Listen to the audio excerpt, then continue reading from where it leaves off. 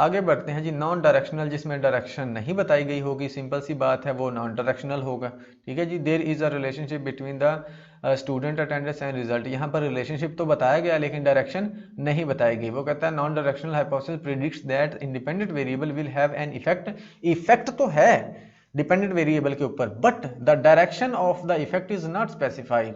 इसकी जो डायरेक्शन है वो नहीं बताएगी। It just states that there will be a difference. इनमें डिफरेंस या रिलेशनशिप भी बताया जाता है, डायरेक्शन नहीं बताई जाती।